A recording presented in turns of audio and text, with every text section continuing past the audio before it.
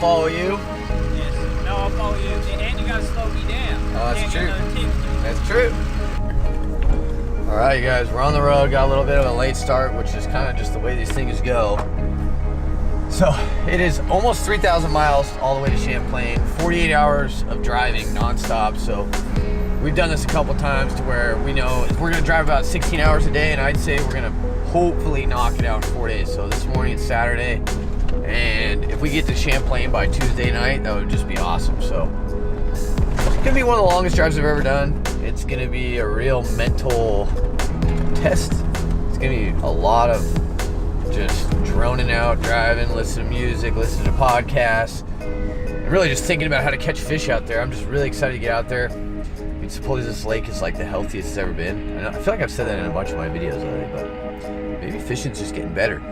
But it's getting so healthy. There's tons of 3-pound class fish out there. I mean, I've just heard stories about Champlain where if you aren't catching 3.5s, then you need to get the heck out of there, because a bunch of 3.2s aren't going to get you a check or get you in that cut line. So, I mean, if I'm just catching 3-pounders all day, I'm going to have fun regardless. So I'm just excited to get there. I love fishing for smallmouth. I think it's just because they're all weird like me. So, but yeah, guys, we'll tune into the drive. Put it this way, we may have started late, but there's no LA traffic. Now, if that ain't a good sign, I don't know what is.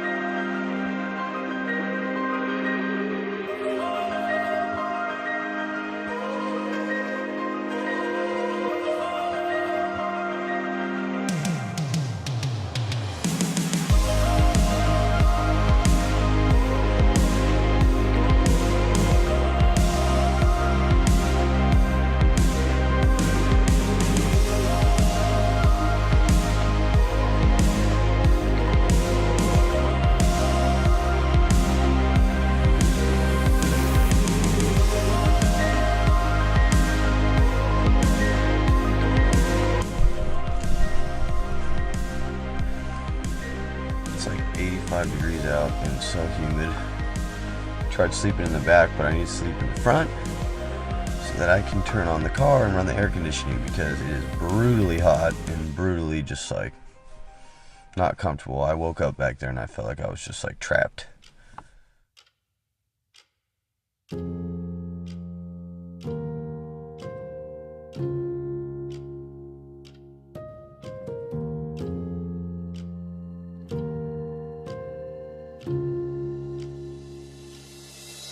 So we made it to Nebraska, and there's tons of corn. And we're making pretty slow time right now. We hit a bunch of traffic going over the Rocky Mountains, but we've got a long ways to drive. I need to eat food and film. You're already all packed up. I'm just over here for him. Just trying to get shots of the grass, trying to get the corn that's everywhere. Nobody else wants to see. That one doesn't look sketchy at all. On all the time. So you're getting free diesel? Well, yeah, if I don't go back inside. Hi, Mom. Don't say hi to my mom. She's my mom.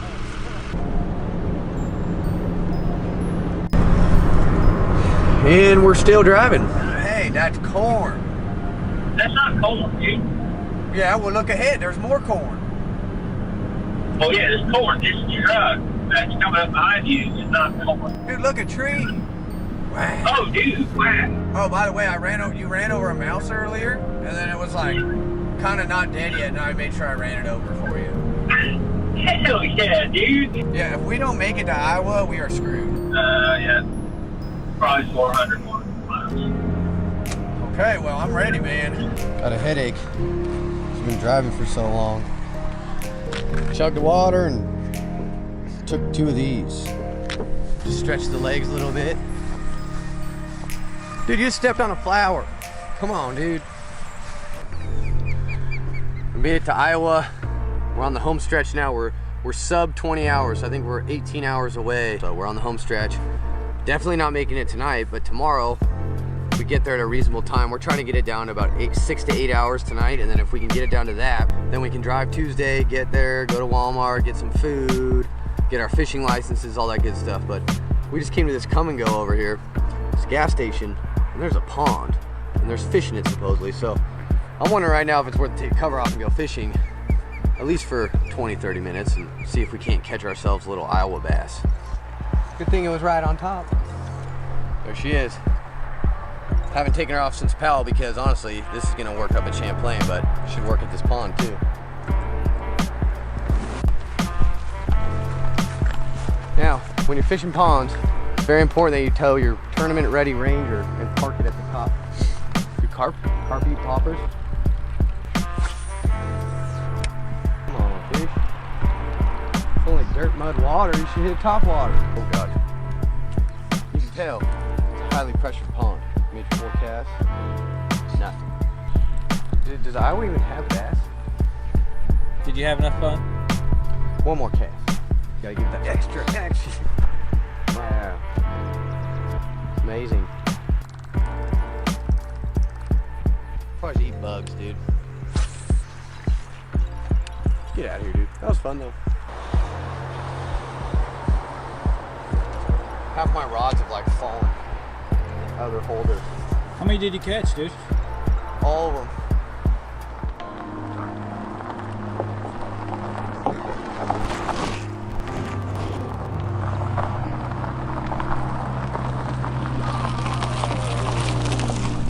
I didn't want to jinx it earlier, but on every long road trip like this, we have to change the tires at least what? Once? At least once. Once on the way there, once on the way back. We used to bring 2 extra tires, so I'm not saying that I predicted this, but I knew one of us was gonna have to change a tire.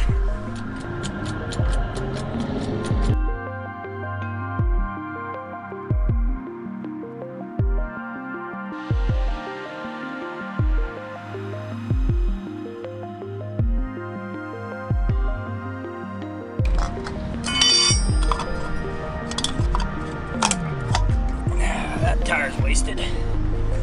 Tire number 1 goes to Patrick Toohey. Those splines are loose. Just crazy, like these trailers are just starting to fall apart. Oh yeah. It's insane. Someone could give me a free boat. Oh, dude, you have a brand new boat. If I had that, I'd be doing really well. Oh yeah. You probably don't even use it. I don't use it, just the wheels fall off. Alright, tire number 2. Dude, leave me out of this. Tire number 2. Yep, that's me, dude.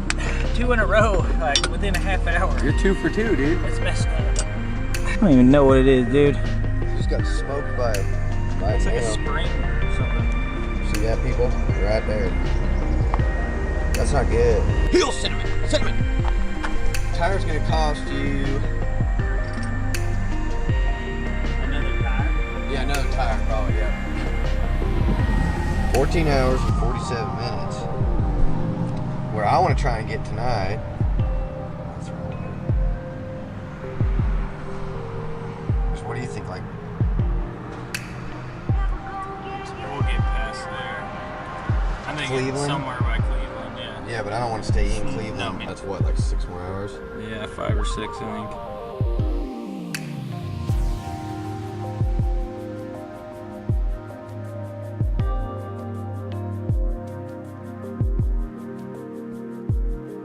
We made it.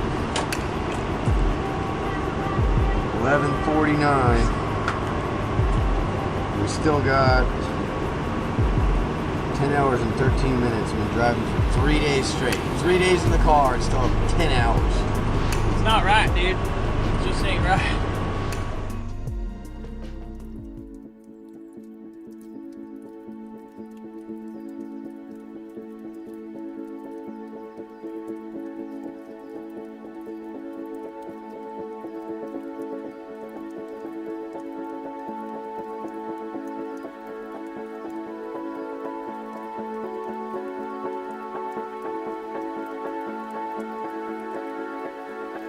You know, I was on the internet the other day and I came across a little video that was talking about how as a society, we're always in this act of like pursuing happiness. You know, we're going after our dream, going after our passion. And honestly, it's just kind of like a happiness trap because when it all comes down to it, the journey is the fun part. And that's just what makes us all feel alive. And if you aren't enjoying the journey, you aren't enjoying the hard work, the ups, the downs, everything that goes into it, then yeah, you're not going to be happy. But if you live that moment and you just take it all in and soak it all in, that's the happiness. That's what you're looking for in life. And just don't ever forget that. Whatever level you're at fishing or where you're trying to get to, we're all anglers that pursue that same passion. Fishing is our happiness. All right, dude, we're making the turn. 4 days. Yes. Woo! I blacked out the whole drive, dude. I don't remember any of the drive. But good thing we got on film. Anything. I don't remember not one part of the drive. So this is the Plattsburgh launch ramp. So this is going to be where we're going to be launching during the tournament. So stayed here last night. We're going to be camping, but we need to go to campgrounds, figure out where we're going to camp. So tonight we just kind of hung out here. We've been sleeping in the car for 4 nights anyway, so it wasn't any big deal.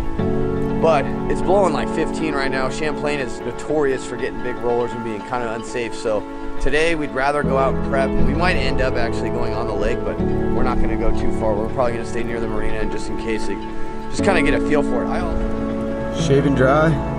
Yeah, it's not fun, but my daddy always says it's build character. Yeah, like 15 miles an hour. Pretty tall. You can see the white caps. It's not safe. It doesn't look fun out there, dude. Well, the good thing is you two hippies is from California, and we know a thing or two about longboarding, surfing, and board sports. I mean, you guys can just go out there and get your surfboards out. Yeah, dude, if I that way down the top. brought my boogie board, I'd just grab a spinning rod and send it. Yeah, dude, just get your paddleboard out and let it roll. Check out my closet. Wow. Show me a memory card. That's a memory right there, you know? That's gonna work, that's gonna work, that's gonna work, that's gonna work, that's gonna work, that's gonna work. And now talk to me in a week and I'll let you know how all those work. You know, every time we drive across the country to fish these tournaments, there's just so much anticipation that goes into just getting there, you know? You're just thinking about all the good things, all the bad things that could happen. And you're really just hoping that you can figure out a place that you've never even, you know, seen in person before. And you just got to trust yourself as an angler and employ the tools that you know work back home in certain situations and establish that tool set on a new body of water and really try and break it down effectively. And driving so far and sleeping in the car, eating food that's not too good for you, all that stuff are all variables that just weigh in on your mindset, really. You know, they kind of determine how you're going to think, and you really got to be able to just overcome them and face the challenges head on. And you just got to try and have that mindset where you're going to try and win this thing. You're going to try and break it down to the best of your ability, and you're going to give it all you got, really. You know, you're driving so far, it's like you want it so bad. And that's the hardest thing about tournament fishing is it's such a humbling sport. And every day of practice, you just got to have that mindset that you're going to attack it, you're going to go after it, you're going to get it done, and you're just going to give it your all, because that's really all you can do. Just keep an open mind the entire time through practice. That's really what's going to determine how well you do in this tournament.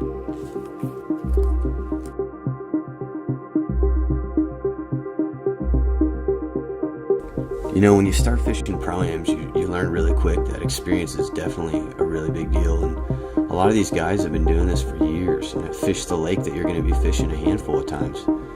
But really what separates any angler at this level is more their ability to go fishing and make those tournament decisions rather than knowledge of the lake. I think that he wanted it, just all the way down his gullet. Little to no knowledge of the lake might, stray you from the path, but to do consistently well in a circuit like the open circuit, you have to make good decisions. And there's really no excuses because there are guys that do consistently well. They perform time after time. It's really all about finding that rhythm and riding that wave and working like a well-oiled machine. No excuses and just grinding it out and making those game time decisions. Fishing new water and just taking chances, really. Pat, Austin, I always talk about it all the time. You find a spot in practice, you catch a couple good ones, and you revisit it multiple times throughout the tournament. And honestly, it just doesn't pay off. It never ends up working out well unless you find that magic spot, which isn't going to happen most of the time. So it's one of those things where the guys that do consistently well, they just go fishing. They go run new water. They're confident in their pattern. It's something that I'm trying to dial in, especially on these new bodies of water, because I've realized that that's one of the hardest things you can do in tournament fishing is just go fishing.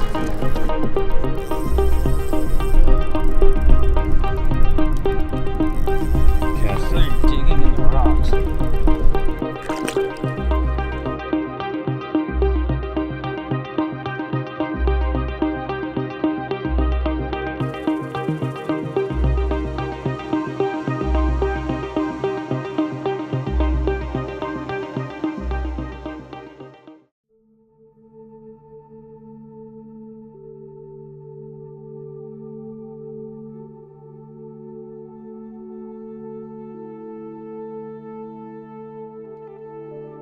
So it's raining outside, so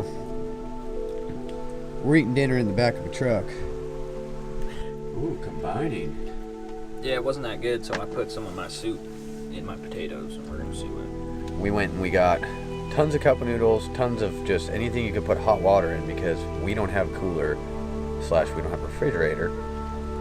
So yeah, we're pretty much roughing it, living off of just straight fake carbohydrates. We're pretty much astronauts. What is up, everybody? Day one of official practices here, and hopefully this bike gets a little better. It's already blowing pretty hard, and it's only 6 in the morning, so we'll see how the day pans out.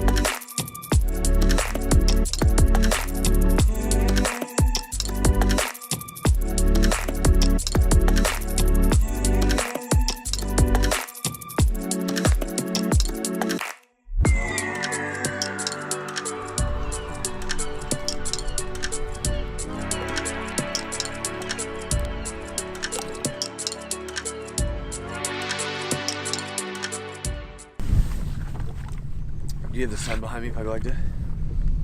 Like, how does it look? Does it look like lit up kind of? That's cool. Yeah.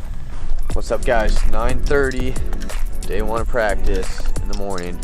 The wind's blowing really hard. I was fishing Main Lake in the morning. That's kind of where I'm going to concentrate, I think, during the tournament, but we'll see how everything changes. But that's like my main game plan right now. And I was Main Lake, and there's literally like 2 to 3 foot rollers, and I couldn't even hold myself in one spot. So I just ran up to this nearby cove up here on the north side, and there was some really good looking hydrilla. I went back there, threw a horny toad, threw a spinnerbait, threw a chatterbait, caught a couple pike, and then realized that the bass weren't up there, or they're just doing something weird. I even flipped some holes in the grass with a drop shot and a jig and nothing. So I went out to the deep edge on this, right in the inside edge of this pocket, about 15 foot where that grass kind of broke off. For the last 30 minutes I've been throwing a drop shot and just trying to see if I can get anything to come out of that grass and eat it, and nothing. So I feel like these fish in the grass, they kind of just like pod up. You know, they get in like schools and they'll just swim through the grass. And you're kind of looking, the way you gotta kind of narrow it down for yourself is you gotta look for the grass that is the right type of grass, that hydrilla, that milfoil, or we call this one type of grass like cabbage. It just looks like lettuce.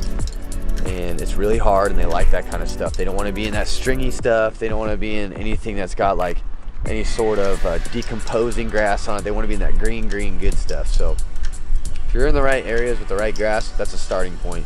This one was a failure, but I'm going to keep running around. I can't let that this could just be a bad area. It was the right grass, but it was a bad area. So I just caught one on a frog. I just came back in this like back of this pocket. There's this creek channel, and it's just filled with lily pads. And earlier in the week we got bit on some lily pads throwing like a horny toad and a popping frog. So I haven't really been catching anything in this bay. And literally, this is just the thing about tournament fishing as well, is you got to keep covering water, because I didn't even know that this existed, and I came around the corner and was gonna go fish this mat way out in the back, and then I just saw that I saw these green lily pads in the back. So I was like, all right, I gotta go up there. And then I came in, I had to idle through all the grass, and then I got back here and it's like 2 feet deep, and it's literally just littered with lily pads. So hopefully we catch some more. One frogfish, one blow up. We're out of here, gotta keep covering water. Well guys, been idling around for the last 3 hours, just trying to find a pot of gold, like a hole in the grass or some more boulders, but haven't really found much. I don't know, dude. I haven't even seen any boats over here, so I don't know if everybody's just vacated this area or what, but it doesn't really matter. It's just funny. There's 200 boats practicing right now, and I've seen probably 5 all day, so I might just be in the wrong area. Get off the water, start editing again. It's kind of crazy. I've been staying up till about 11:30 every night, just editing up stuff, trying to make sure I get all my stuff off my GoPros.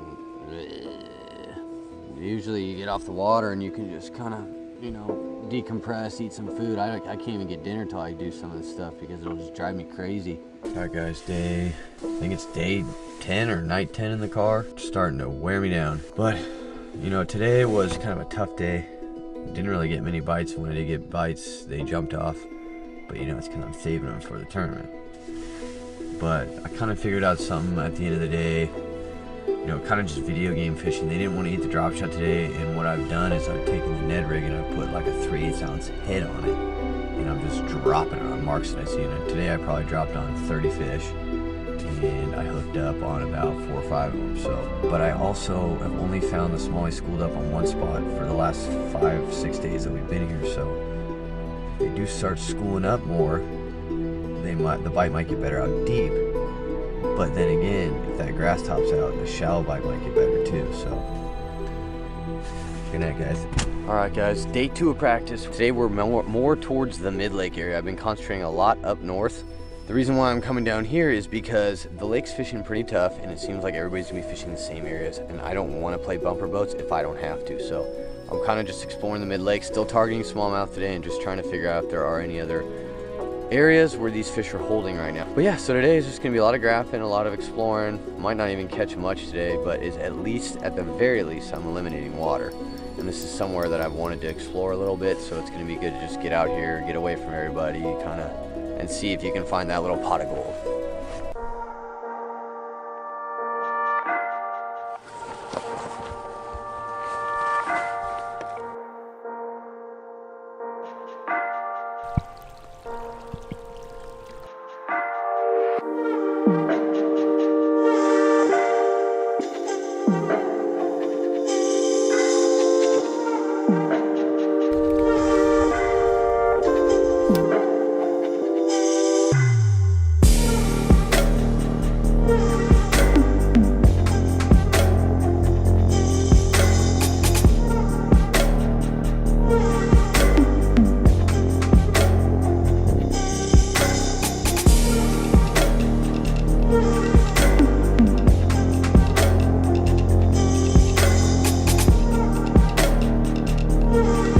There's another giant smallmouth.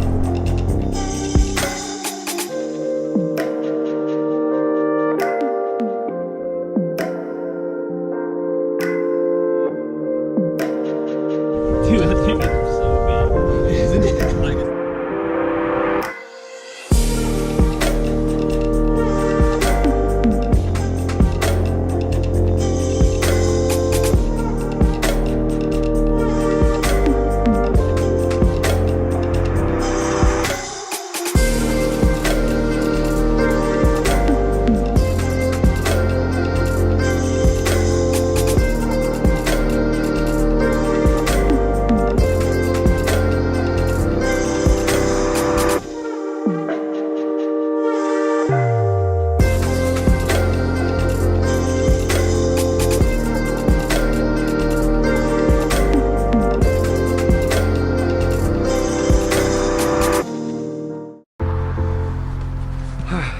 Alright guys, what's up?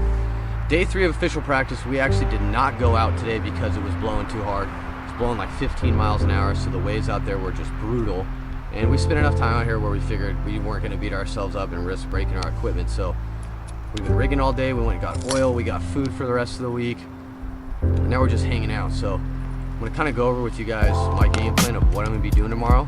I did go down to Ticonderoga yesterday. I know I didn't vlog much, but it was just because I literally was just having such a bad day until I made that 50-mile run down to Ticonderoga. I got some cool GoPro shots that you guys have probably seen, but the largemouth fishing down there is awesome. But the thing about this place, Champlain, is when it blows like that, Ticonderoga from where we're launching is like a 70-mile run. So although the fishing's great, if there's going to be winds like there are tomorrow, it's not something that you can really do. You can't really go out and run it because it would take you over 2 hours to get there.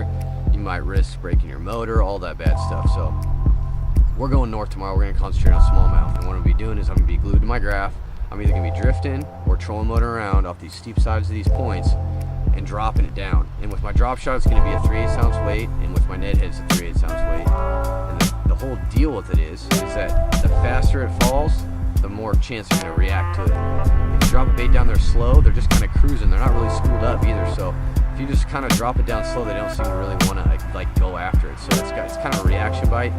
I drop it down there if I see one on the graph. I usually hop it a couple times, kind of like a tube, and if they don't hit it, I just keep going down the bank. And what's scaring me about tomorrow is where I might not run across a big bite tomorrow. I am probably going to go shallow at some point and try and go catch some largemouth.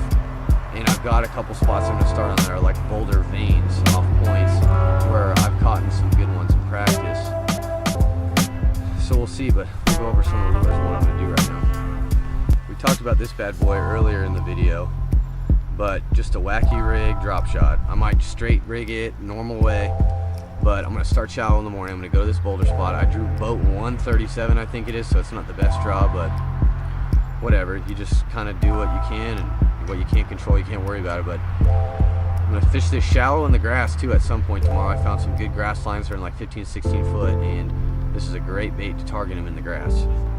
So this is one of my bread and butter techniques I'm going to be throwing a lot. I'm going to be dropping on a lot of fish with this. I'm going to be fishing a lot of steep points and that are adjacent to like spawning flats. So basically, I'm going to be fishing a lot of new water too. I only have 2 or 3 spots that I found on the north end. I kind of dialed this pattern in later in practice, but you can cast this thing, hop it like a tube, drag it, do whatever. And for whatever reason, I think it's just because it's so small, it's just an easy meal for these smallmouth. I know guys are catching them on other stuff, but for whatever reason, Ned rig seemed to be the deal for me. Also, if I end up going shallow, which I probably will at some point, just you gotta do it. You know, the largemouth and the smallmouth are biting, so I'm gonna be throwing a little crankbait. This thing dives about 7 to 9 foot. I'm just throwing a little square bill rod and kind of just burning it through the grass. I caught some the first couple days of practice. I haven't really thrown it since then, but cranking in the grass is kind of a really efficient way to target them because you can cover a lot of water. I'm gonna throw a worm in the grass too, but if I'm going over a big grass flat and I see a point coming up like a grass point or a hole in the grass, I'm gonna throw a worm in the hole in the grass and then crank around it. So this is definitely gonna be something that I throw tomorrow, at least give a try. This bad boy. This is a football head, it's 3/8 ounce, but I'm gonna be flipping it around some docks if I run across any docks. I know that sounds funny, but this grass is so crunchy anyways that you're gonna be ripping it and kind of just dragging it up those clumps. So the fact that it's a football head isn't really a big deal. The reason why I throw is because the skirt just flares really well on this jig. And I'm throwing this red trailer on the back, this little Missile Baits Crawfather, because that milfoil is like a brownish red. And for whatever reason, that's what I got bit on. And sometimes in bass fishing, you can't overthink it. You just gotta throw what you got bit on. Straight braid, throwing an LB 500. And the way I'm doing it is I'm literally just burning it through grass. When I hit a clump, I just rip it. And I caught a good one. I caught one close to 4 down there yesterday on it. So it's a little clearer up on the north end, but this is a total reaction bite. I saw fish coming up out of clumps of grass yesterday just to smoke this thing. So this is kind of a bigger bait, and it's just a unique rattle trap that it's kind of something that traveling the country, fishing, you know, the tours, the co, and all the other stuff, a lot of guys don't have this in their arsenal. So it's kind of cool to think, you know, it's something that gives me a little bit of confidence that it's a bait they haven't seen a lot of, and we know from out west that it's just something about the sound of this thing and the fact that you have to burn it and it comes through the grass really well. It's something that those big fish do like, so I'm gonna give that a try as well. This bad boy. Caught a lot of fish down in Ty on this. Little half-ounce jackhammer, chatterbait with a missile baits crawfather on the back.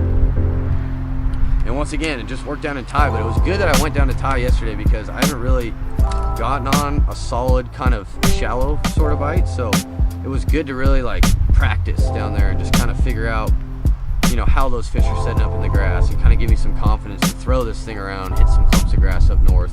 Because you know the largemouth are shallow, it's a little clearer, so it's a little scary, but that's something that I'm excited to try tomorrow. Straight braid again, they don't seem to really care, especially in the grass. You just rip it through, it rips through there way better than fluorocarbon does. So, yeah guys, basically tomorrow I think the name of the game is just gonna be keeping an open mind, covering a lot of water. There's plenty of water to fish, there's tons of offshore shoals, tons of grass. You just gotta go fishing. The guy that's gonna go fishing is gonna win this tournament because they're just gonna keep going and not give up and not get stuck on one technique and not live or die by a drop shot. They're just gonna cover water, maybe probably mixed bag of largies and smallmouth. So that's why I'm gonna go deep for most of the day and shallow at least at some point. So I'll try and vlog as much as I can tomorrow. It's kind of hard to do it during a tournament scenario, but I'll keep you guys updated. We'll get some GoPro shots for sure. So wish me luck.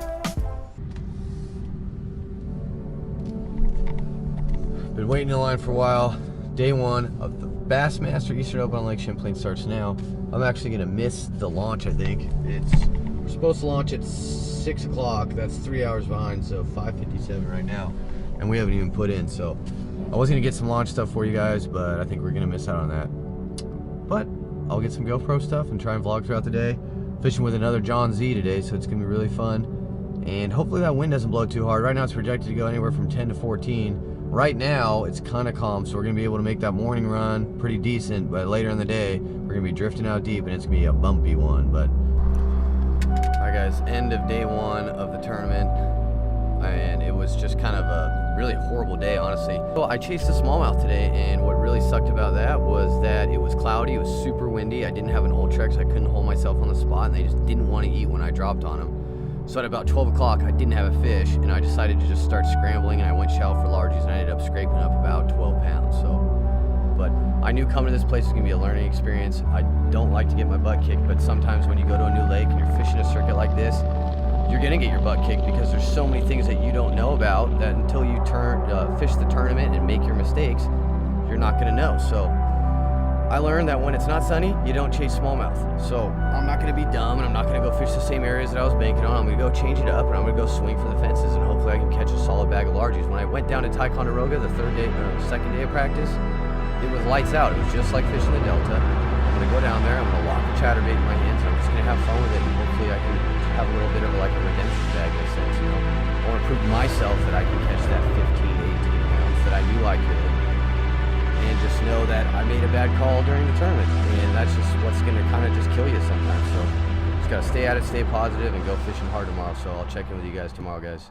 Day one was a struggle, but today we're going to run down to Ticonderoga. It's about a 70-mile run, so I'm going to time it, see how long it takes me, and then the ride back could be a doozer with a little bit of waves. So we're going to have about 30 minutes. I might even have to get gas. So we're going to go shallow. We're going to go fish for some largemouth today and hopefully get a little bit of a redemption bag. I'm hoping to crack somewhere between 15 and 18. Maybe even go look for some bedfish up shallow, but we're going to be throwing a lot of reaction baits. It's going to be a fun day. Hopefully my GoPro will work today. I did not know that my SD card was full yesterday, which is just a major bummer and just stupid on my part. So they're all cleared and we'll get some fish catches on film for you guys. So for the Australian Open Classic.